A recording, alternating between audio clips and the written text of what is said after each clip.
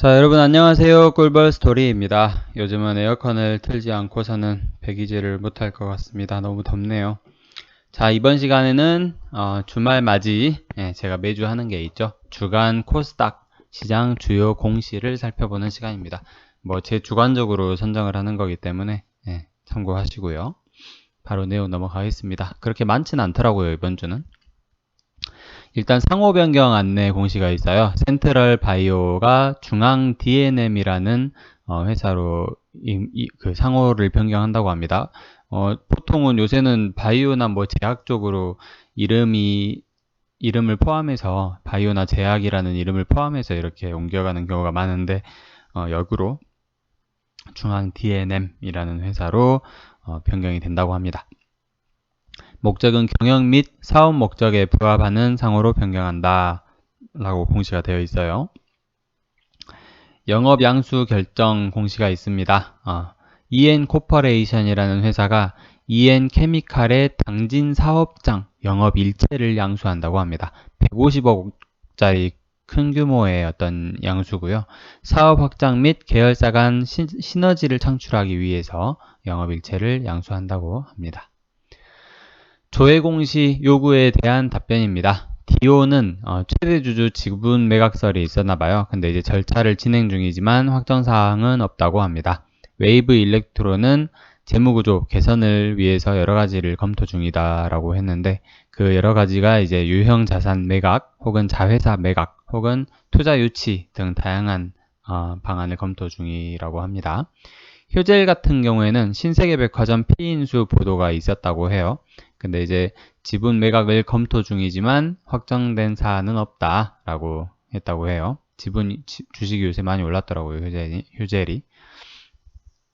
최대 주주 변경 수반 주식 양수도 계약 체결 공시를 보겠습니다. 디자인이라는 회사는 성재원, 장관순 두 사람에서 살루타리스 1호 투자조합으로 바뀌고요. 175억짜리 계약입니다. GN1 에너지는 300억짜리 계약인데요. GNC 에너지에서 글로벌 K라는 회사로 이렇게 최대주주 변경이 이루어진다고 합니다. 그리고 EV 첨단 소재, 예전 액트라는 이름이었죠. 이 회사는 특이한 게 최대주주 변경 수반 계약을 체결을 했었는데 사유가 해소됐어요.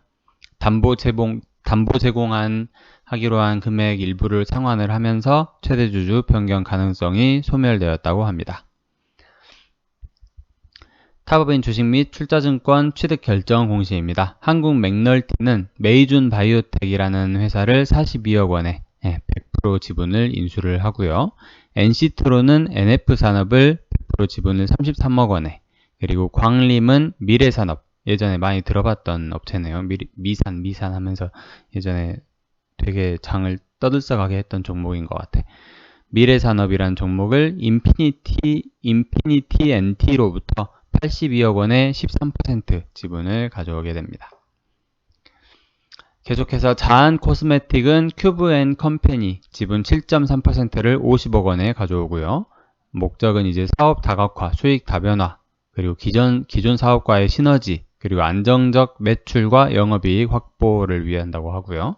동구바이오제약은 미국 회사인 볼티드라는 회사를 11.11% 지분을 55억 원에 가져온다고 합니다.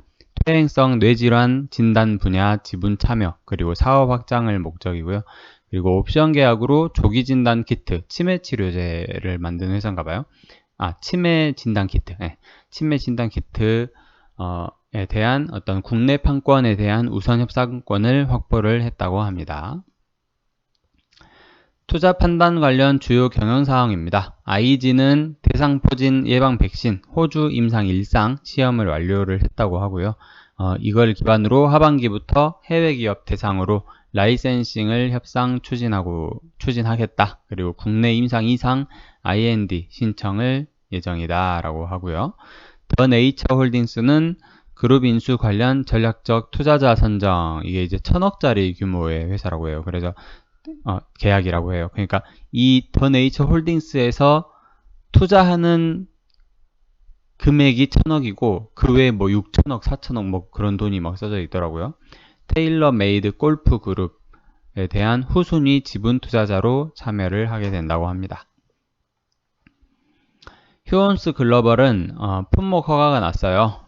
식약처의 허가고 중등증과 중증 이상의 미간 주름에 대한 치료제로 품목 허가가 났고 헬릭 스미스는 여러 가지 공시가 떠 있는데요. 근위축성 축삭 경화증에 대한 임상 2A상 IND 식약처 승인을 받았고, 그리고 당뇨병성 족부 궤양, 그러니까 당뇨병 환자분들 족부에 이렇게 궤양 생기면 큰일 나잖아요. 그래서 이제 임상 3상에 대한 분석 결과를 공개를 했다고 합니다. 이거의 결과에 보니까 시장 진출 교두보를 마련했고, 임상 프로토콜을 재정비할 거고, 그리고 전략적 파트너를 물색을 할 수 있는 기반이 되는 자료다라고 합니다.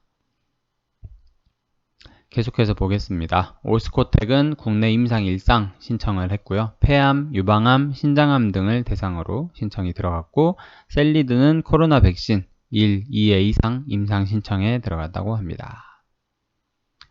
특허 취득 공시가 또 여러 개 있는데요. 앞타바이오, 안질환, 점안액 그런 것 같아요. 그리고 바이오솔루션은 주름 개선, 그리고 LNK바이오는 정방 경추 플레이트, 정형외과랑 신경외과 수술에 쓸 수 있는 특허라고 합니다.